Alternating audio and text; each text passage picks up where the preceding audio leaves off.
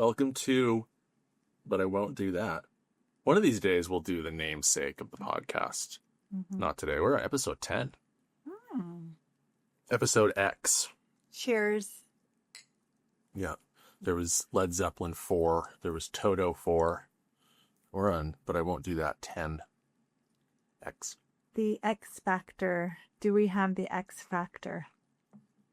Do we have the X? Do we have the secret ingredient? Today's episode is about right place, right time. We picked a song that this morning when we listened to it, had the idea on our walk, listened to it, and I was like, okay, it'll be kind of fun to rip on a silly song. Turns out this song is far more interesting, far more problematic, and far more important than I ever would have thought. Important? Yeah. No, I'm not even being sarcastic right now.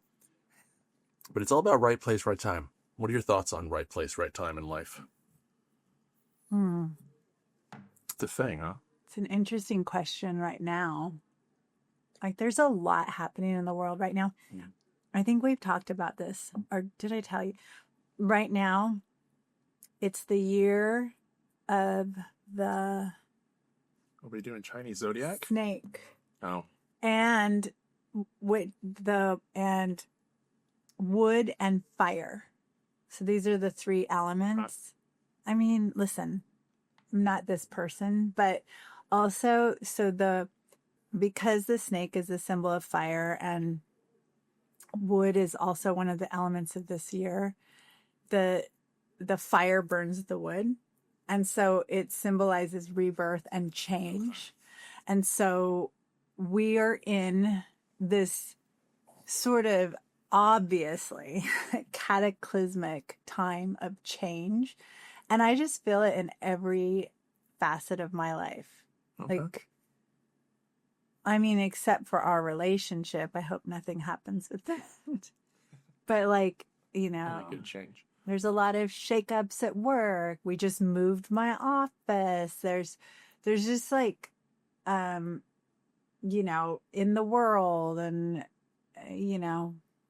Do you, and I guess back to the right place, right time. So yeah. you could be sort of, Where am I in this change? yeah. Where do I stand? Like, what line am I on this trajectory of change? Because change is inevitable. It's happening, all the time. And so where are you when it happens? It's like, and do you have a say? Yeah.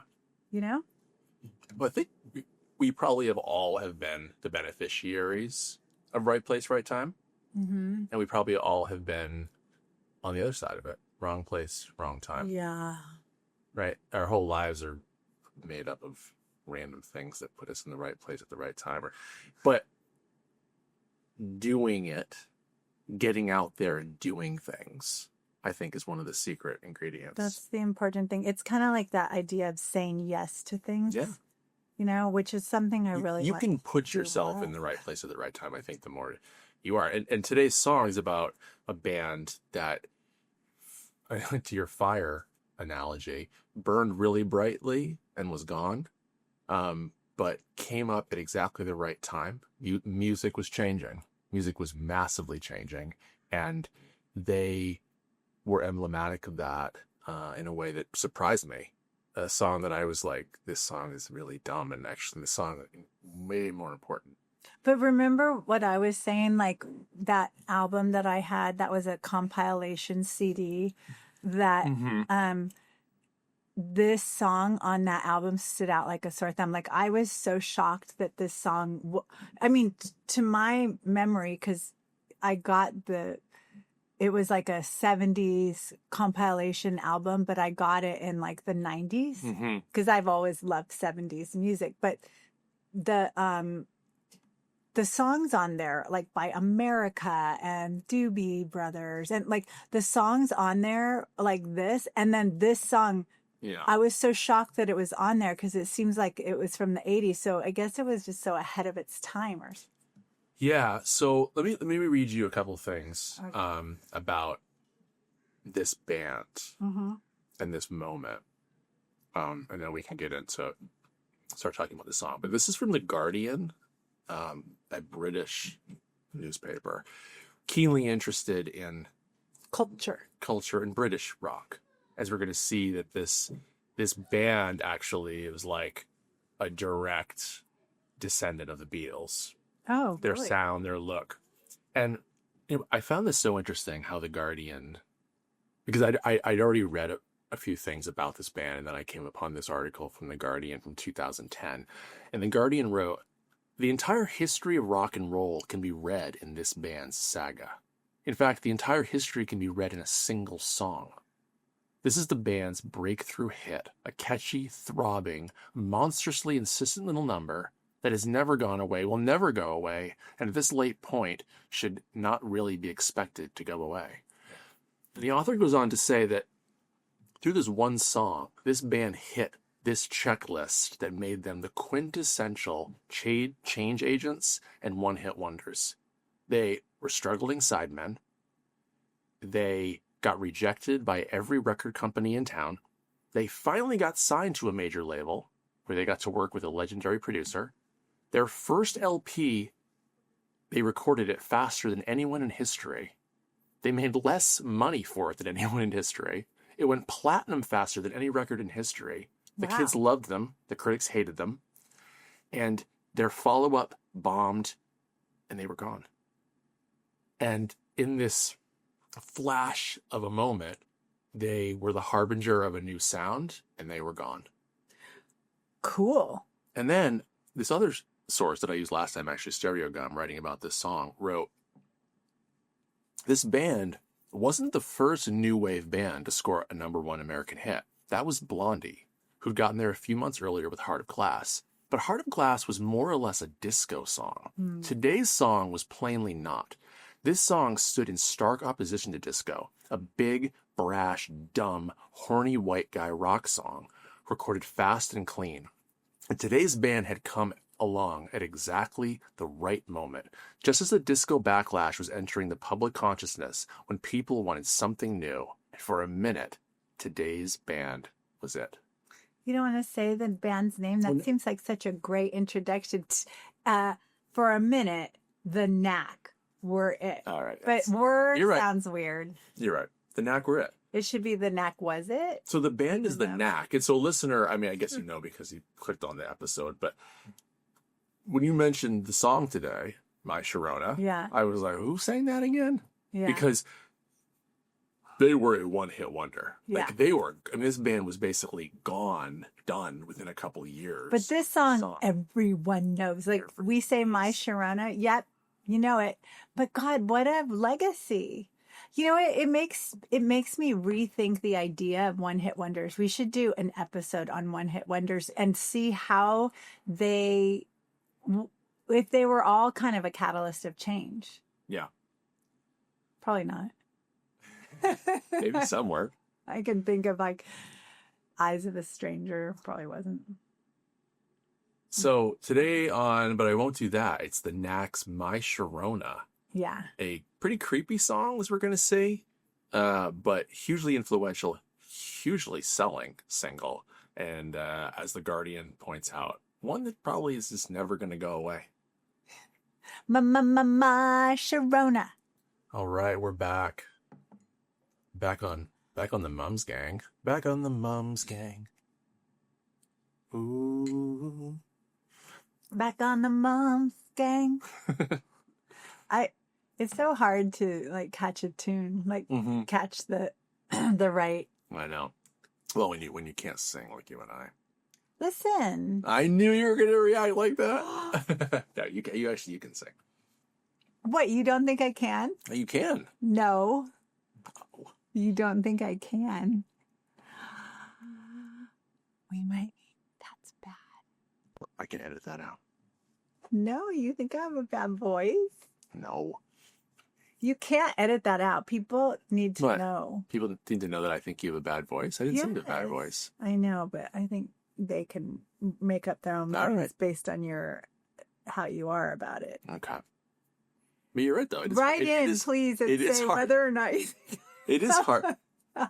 It is hard to catch the pitch and The right, tune. yeah, pitch. It's really hard. Word is Really hard. Anyway, let's move on. Today's song is My Hey, Sharona. thank you, sir. You're not going to cut that out. I won't. Okay. Oh. Yeah. Pop.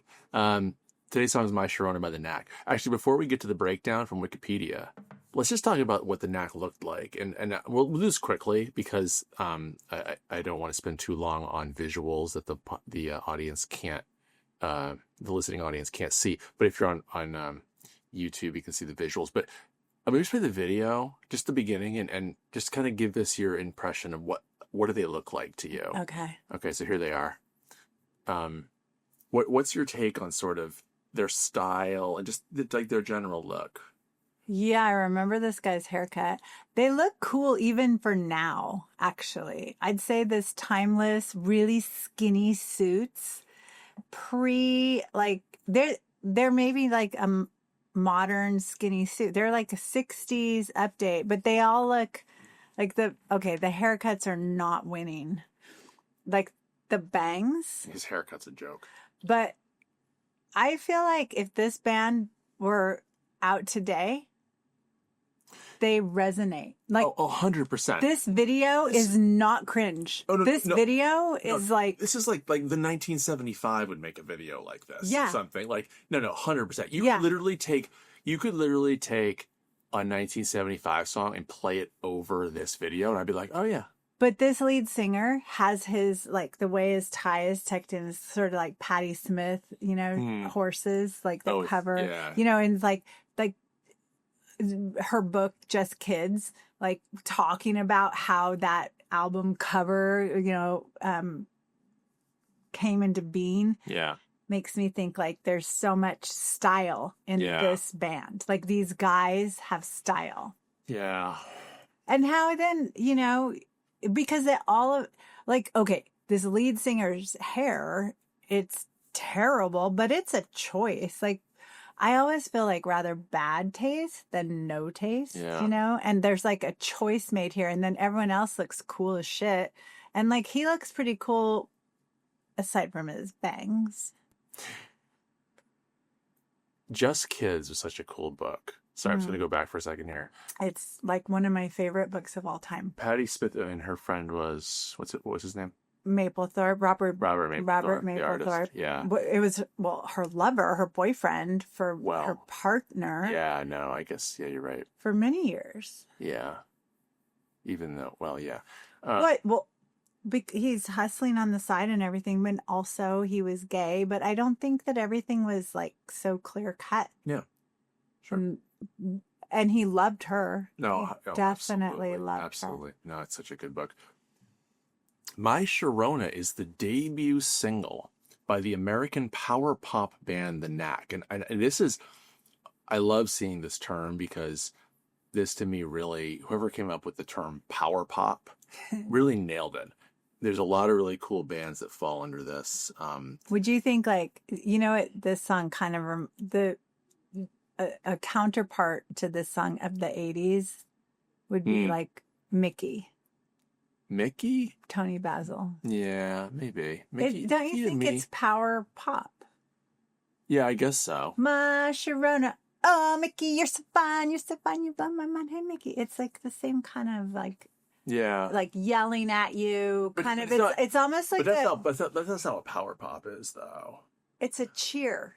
Yeah. What is power pop? Right. So power pop is subgenre of rock music based on early music bands such as The Who, The Beatles, The Beach Boys, The Byrds, incorporates melodic hooks, vocal harmonies, energetic performance, and cheerful sounding music underpinned by a sense of yearning, longing, despair, or self-empowerment. What a fucking specific definition for power pop. Yeah. But also just... But I always think too, like a power pop, like power pop is like they're not afraid to really like rock it, using like power chords and like it's not like synth. It's more like guitar focused. That's too, I think, one of the defining characteristics to me. It's not like synth pop. It's more guitar heavy. I mean, to me, they're saying melodic hooks, vocal harmonies, and energetic performance with cheerful sounding I music. know. That's Well, so no, I love the specificity. the song was written by Burton Avere and Doug Fieger. Doug Fieger is the important one here. It was released in 1979 from their debut album, Get the Knack. It reached number 1 in the Billboard Hot 100 singles chart, where it remained for 6 weeks and was number 1 on Billboard's 1979 Top Pop Singles year-end chart. Certified gold, representing 1 million copies sold, and was Capitol Records' fastest gold status debut single since I Want to Hold Your Hand by the Beatles, and has gone on to sell more than 10 million copies. Good for them. What are they doing now? Great question. Well, Doug Fieger is dead. Oh, He died of cancer in 2007, I think it was. okay. Let's look at the lyrics before we get into Who's dead? Who's alive? well. You're not going to let me go there. No, that's not even it. It's before we get to like the rest of the story, because it pretty quickly becomes the sordid story of these lyrics. Oh. So, it has that like hard drum intro, and then yeah, Yeah. My Sharona. ooh, my little pretty one, when you gonna give me some time, Sharona? Ooh, you make my motor run, gun it coming off the line, Sharona. Okay, I mean, pretty like, I never knew that was a gunna coming off the line, Sharona. pretty. Good to know. Never knew that. Now, however, the next couplet is where we get into, the story of this song. Never gonna stop, give it up, such a dirty mind, I always get it up for the touch of the younger kind. Oh, Jesus. My Sharona. So the story of this song is that Doug Fieger, the lyricist, lead singer, when he was 25 years old, he met 17-year-old Sharona Alperin, who inspired a 2-month-long run of songwriting, as well as eventually becoming his girlfriend for the next 4 years. Fieger recounted that, quote, "It was like getting hit in the head with a baseball bat. I fell in love with her instantly. And when that happened, it sparked something, and I started writing a lot of songs feverishly in a short amount of time." I mean, kind of like, Africa being delivered from God to those guys. Toto. So, and actually, he based it on this woman, real woman. They were engaged at one point, but never married. And they remained great friends. And she apparently went on to have a successful real estate career in Los Angeles. Oh, I feel like I've heard of that name. Sharon Alperin. Well, maybe it's just a common name. So let me just go back to this line here again. Never gonna stop, give it up. Such a dirty mind. I always get it up for the touch of the younger kind. Yeah, that's gross. I know, that's bad. Not I had even- no not- idea. I never even Not even trying to be like, how could I code this in some kind of metaphor or something? No. I get it up for the younger kind. Well, listen, okay. I am not, she's 17 and he's 25. Like, Oh my gosh. was she almost 18? No, it was her birthday. Oh, God. That's, yeah. Yeah, Stereo Gum wrote, morally, My Sharona is an indefensible song, but it's also a lot of fun, which is all an indefensible song can really hope to be. Thanks, Stereo Gum. I mean, there's a lot of indefensible songs, but this one was a huge hit. And that same author goes on to say, it's not a love song, it's a sex song. It's a song about being so horny, you're climbing the walls. Its lyrics are absolutely brazen. As we just said, I always get it up for the touch of the younger kind. All right, so this song, hugely influential, and you can tell it's hugely influential because it's been parodied and used a number of times. I think most hilariously maybe by Weird Al Yankovic. Yeah. I saw a video of him today, it was like a live performance of him with an accordion doing his cover, his parody, My Bologna, singing about, lunch meat. but with an accordion live. I mean, he's remarkable. He's actually like so talented. Incredibly talented. Yeah, like so. It's that he just went that direction. We should do a Weird Al. Oh, we should definitely do Weird Al. He's great. And then I saw another, one of these like viewed 6.2 million time YouTube videos of some musicians slash comedians who did a like My Sharona during COVID. Oh. And just all about like what's it like to live under Corona rule. Corona rule. Yeah. Anyway, very funny. They the whole thing was like they pretended they went to China to kind of find out what's going on, and they use a lot of like green screen stuff, but pretty funny, pretty good. So this song just kind of has legs. Has legs. But you were saying on the Wikipedia page, there's some reference to. I mean, it was in Reality Bites. I remember. No, that's so interesting. Okay, so check this out. So yes, it's in Reality Bites. That's actually how I first it came into my consciousness. Oh. Was Reality Bites. Because that soundtrack was so legendary. Yes. Such a good soundtrack. I mean, because. Way better than the movie, yeah. But. No, I love that movie. But it also, it's got the grunge. Yeah. Right? Exactly. The Seattle scene. And then the fact that it would have My Sharona on is kind of a crazy like juxtaposition. Yeah. Which then maybe speaks to the importance of this song. Yeah. I think she wants to sit with you. But Come here. You want to go sit with your precious? She likes him more than me. Okay. But it says here in the Wikipedia article, director Quentin Tarantino wanted to use this song in Pulp Fiction during the rape scene.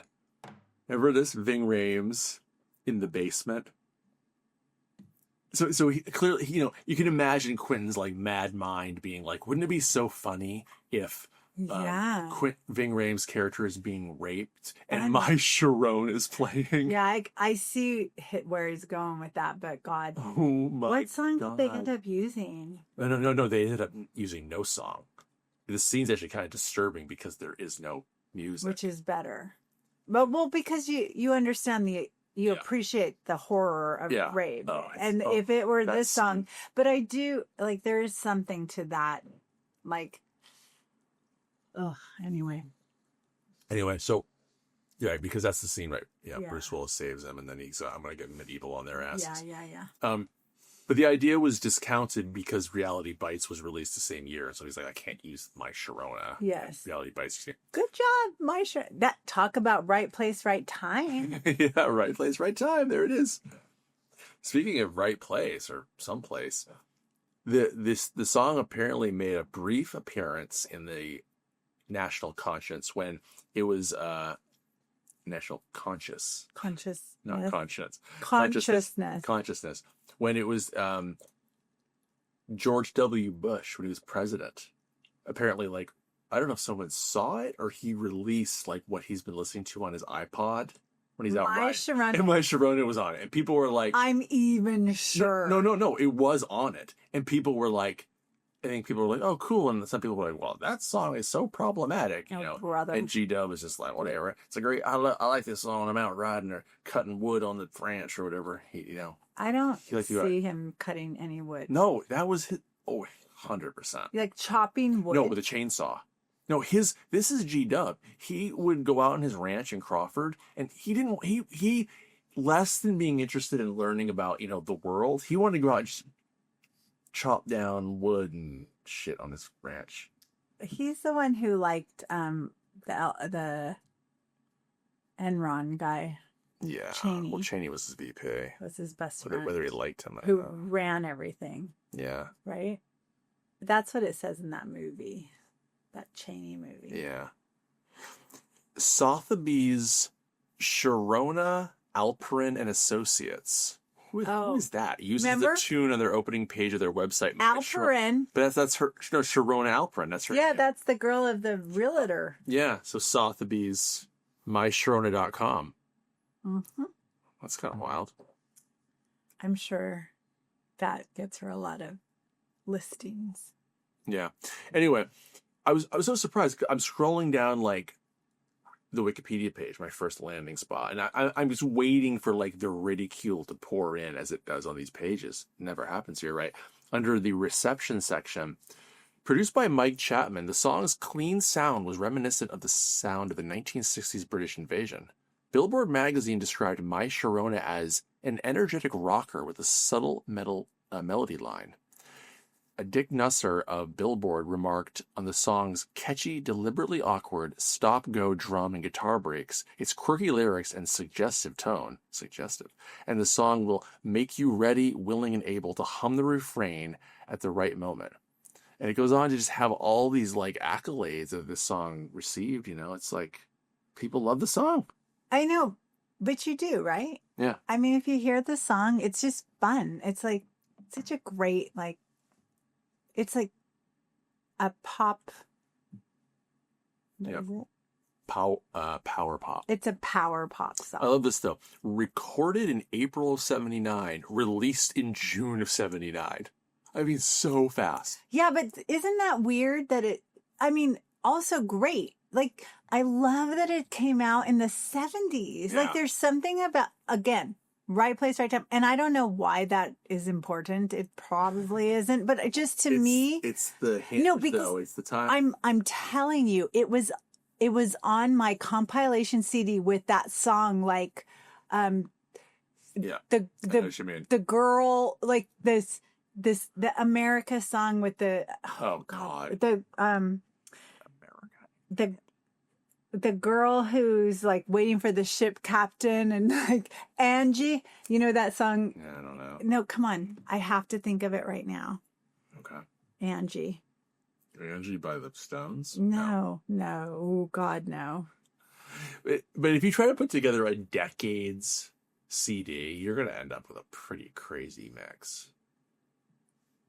Yeah. Right? Yes, but... You're going to get Angie, you're fine. What a good wife you would be. That song was next to this song. Yeah. Like, it sounds like archaic in comparison. You know what I mean? That's, And so I kind of love that. Like, that's what you're saying, like, right place, right time. Like, and also the power of, like, people write off one-hit wonder people, but I bet you there's a million one-hit wonder people. There's a people, like, these guys got through the cracks. Yeah. To me, it's like there's a million one-hit wonders of people that are really forward-thinking musicians, like Nine Inch Nails or High and Dry. Well, yeah, Radiohead. All the grunge people. Yeah. Well, one of the things I read today said that this song inspired every record label to try to go out and find their Knack. Good. And in part, that's what fuels the move towards thank God new wave, because basically they were like, okay, this band caught something. Yes. And we need to catch it too. Yeah. And so they were right about that. Those assholes who like just want to do that. But like, here is somebody who, how many people did they turn away who were Knack-like, who had this sound in their pocket? They had the Knack. Yeah. Nice one, babe. Anyway. So, let's 1979. Let's go to the charts. Yeah, let's go to the charts. Let's go to the charts. Becky's favorite part. It is my favorite part. I love to see what was charting in the top 100 of that year. 1979, Billboard Top 100. So the Billboard has a lot of different charts that they track, but their Hot 100 is sort of their compilation. So it's a great way to kind of see what were really the big hits that year, because you can start. It's so shocking. Yeah, you can start going in different directions, with pop and country and of course today, things like hip hop. But the Hot 100 is just like, what were the absolute top 100 songs? So let's go. Let's guess. I have not looked at this yet. Oh, guessing the number. The thing is, it says here that it was the Capitol Records' fastest gold status debut single. And I mean, the fact that in that time frame. So wait, when did you say it was released? It was released in June of 79. So when does this Billboard thing come out? Will come out in early of the next year. But it had enough. I think it had enough of 79 that the charting success was in that year. Gosh, I'm gonna say, top 10, right? I would imagine top 10. Yeah, for sure. I'm I seven. will be very surprised if it's outside the top 10. I mean, wondering if it's top 5. But because it's a Hinge year, it's like as the critics have said, there's probably going to be a crazy mix of songs on this list. I can't for wait to 79. hear what the songs are, but I'm going to say number 7. Okay. Do you already know? No, I have not looked. I literally just opened it during the Good last boy. break. Didn't look. Good boy. I'm gonna go. I'll go top 5. I'm gonna go with 3. Wow. Okay. I'm gonna be so bummed if it's like 22. What if it's number 1, babe? Here we go. Billboard for 79. Number 1. Shut the door. There you go. Number 1 in 1979. My No. Sharona. See, I'm so saying it's this song just keeps surprising me Wow. for how fucking like important, surprising. I mean, problematic, but nonetheless important. The song this was. Okay, you guys. Number 1 is that. But- number 3 is Le Freak. Oh, freak out. But what did that thing say about how this song is like the transition away from disco? Look what's number 2, Donna Summer. Bad girls. You guys. We're literally sitting You guys, on like listen. the My Sharona is number 1. Bad Girls number 2. Donna Summer. Le Freak number 3 by Chic. Has everyone heard the Studio 54 documentary about Le Chic trying to get into Studio 54 at the door and saying, "You're playing our song right now," and they're not getting in? Then Do You Think I'm Sexy by Rod Stewart. Reunited Peaches and Herb. General Hospital again. Anyway, this is I Will Survive. look at number 8. Hot stuff. YMCA. Okay, this is insane. This is the height of disco. These guys were But so crazy. But what that article said though was that like Amazing. actually America was the disco fatigue was setting Yes, yes, in, and most people didn't know it. yes. And their sound Yes. captured. Yes. It's like Wow, I love it. This gives me such like. I wonder. This podcast is. I feel like making me learn things. so we have in the top 10. We have Donna Summer. I'm gonna go top 12. Sorry, high fidelity people. We have Donna Summer twice. We have the Bee Gees. We have Donna Summer 3 times in the top 12. Oh my God. Village People. Too much heaven, Chic, Bee Gees. Like Gloria Gaynor. You guys will survive. Ring my bell. Ring my bell. Every anthem. Okay, listen. Okay, this list for 1979. I understand why they say fatigue because these songs to this day are just anthemic of disco, right? They're classics. Bad Girls, Fucking Le classics. Freak, I Will Survive, Hot Stuff, YMCA, Ring My Bell. No, it's incredible. Like. Oh my God, I love this song. Making it. Because if you take My Sharona off this list, it just looks like a who's who of the disco era. And then if you're just like, oh no, but actually number 1 that year was this song, Which says what the people are thinking. Like really everyone's like ready to move on. And if you're like a music anthologist or what are you? If you're a music forecaster, if you're able to kind of read the cards of the music billboard, then you can say like, dude, we're moving on. Let's go. Let's go. We've got it. There's no more disco. Disco is dead. It's like, and also remember, when did the movie Stripes come out? Because do you remember Judge Reinhold's character in Stripes wore a Disco Sucks t-shirt? And I was like so kind of offended watching that movie. Yeah. But love that movie. Yeah. So while you're looking that up. Yes. Sorry, everyone. That came out. I mean, it's crazy, right? I mean, here's a song. 1981. 1981, right? That's 2 years later. So it's still, even this is 79. It still took 2 years for people to realize like that it took 2 years for a Disco Sucks t-shirt to come out. Yeah. I mean, I'm sure that t-shirt came out in probably 1980. The disco backlash is interesting though, right? Because, you think about other popular music forms. Yeah, do you have to have a backlash?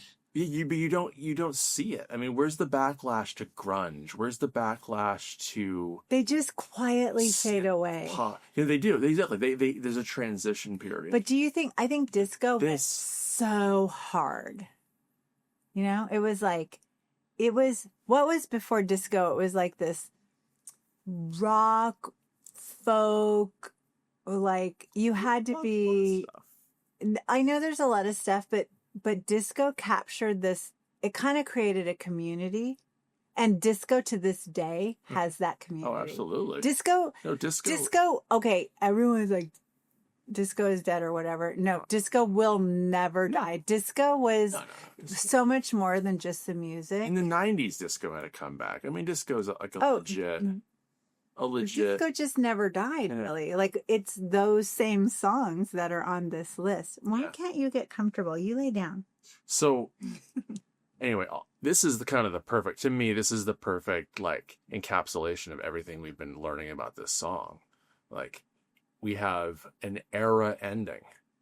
Yeah. This song is ushering in the end. And not only is it ushering in the end, it is number one. This isn't like My Sharona's like, number 20. Oh, look, you can see what's happening. No. Fuck that. Like, this song is like, the era's new.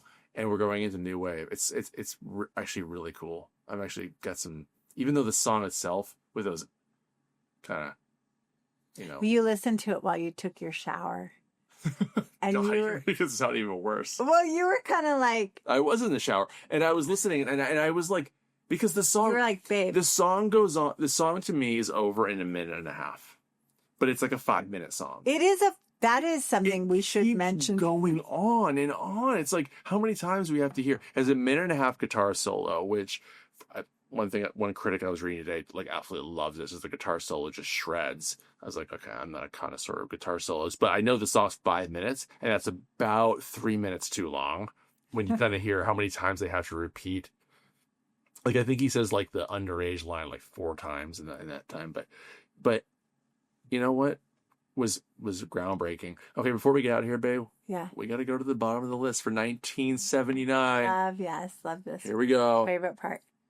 Can we go middle and then bottom? We're going to the bottom. Here we are. Number 100. There's not even a link on Wikipedia for this song. Strange Way by Firefall. No idea. Could you even conjure? Yeah. I Do Love You by GQ. Sail On by the Commodores. Good song. Oh, you know it? Good song. Oh, Dance the Night Away by Van Halen. We've got Tonight by Sear. We've got tonight. Who needs tomorrow? Yeah. Who's Nigel Olsen at number 96? Dance. Gonna put on my. No, that's Boogie Shoes. Yeah. Dancing Shoes, no idea. Let's look up Nigel Olsen. Of course, the 2007 photo. Yes. Most unflattering photo.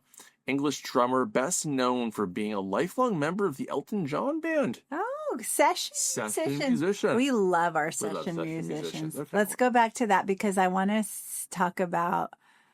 wow, Robert Palmer, Bad Case of Loving You. Bad Case of Loving. Coming in at 92. Michael Jackson, Don't Stop Till You Get Enough. Yeah. In 91. A band called Instant Funk. I got my mind made up. Christ. I don't know. Every time I think of you.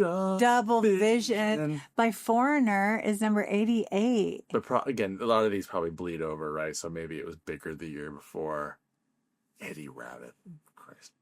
Ambrosia. How much I feel. So I don't know. How much? I don't have much to say about the bottom of the list. How much? Yeah. No. Kind of bottom of the list is pretty forgettable. So then, can we go to the middle? Come on, there's great songs this year. 79. Okay. Let's see what's happening. Go to the middle. Here we go. Okay. In the Navy, Village People. The Gambler by Kenny Rogers. Hold the line. There it is. Toto. There's Toto. Toto's first hit. He's the greatest dancer. Sister Sledge. There's another. What about Dr. Hook, Sharing the Night Together? He's got 2 songs in the top 100. Sharing the night together. Oh, yeah. You don't know that song? Come on, sir. The Devil Went Down to Georgia. devil and down Georgia looking for souls still. Finds way behind is where to make a deal. Something. I know all those words. But. Yeah, sure. So 1979, like others we've looked at, an interesting mix. We are family, you guys. 1979 is quintessential. Every disco song is on the top 100 Billboard. If you, let's say you're a DJ and you're only allowed to use 1979 songs, you're good. Hey, you got it. Pick an era. But insane though, I just cannot reiterate this more. Like a year of mix of things, but predominantly disco. And there at the top is My Sharona. It makes me... The Knack. Let's go. I think, like, this gives me... Like, it makes me feel completely different about music. I love knowing this. Yeah. I feel like now you know this too. Like, also, let's all think about one-hit wonders. Let's give them a little more credit. But also, let's think about like turning points in music. Like even right now, like what are we on the cusp of? What changes what's could be coming? happening? What band is going to break through and say, "Great point, we have this sound." Yeah. And going back to look at these guys, right? And they're power pop. Watch their video right now. All very of like you. the Who, like. Yes. Like very like this guy's very Pete Townsend here. Yeah, just like and just but they're serious about their music. They're not like no frills. They're like, we're playing music. Yeah, they do like the overexposure in the film. It's got a really cool look. I don't know. It's all black and white. It's black and white in color. It's like so. That's like an Instagram filter. No, before there were filters. It's great. It's really great. It's really a good video. And My Sharona. I love it. Thanks for listening, watching, everybody. Our Sharona. To our Sharona. Our Sharona. God. Our Sharona. So good. That's what we should call this, babe. Our Sharona. That would be... But I won't do that. Sharona. Second place, our Sharona. Sharona's like... Let's make sure... You know how in... what was it? In Mean Girls, they're trying to fetch a thing. Oh, so let's make our Sharona a thing. Like if you have a Sharona, like a Sharona is like a really good unexpected thing. Like I like that. Okay, this is our Sharona. This is our Sharona. This podcast is our Sharona. I love you. I love you. Bye everyone. Thanks for listening. Thanks for listening.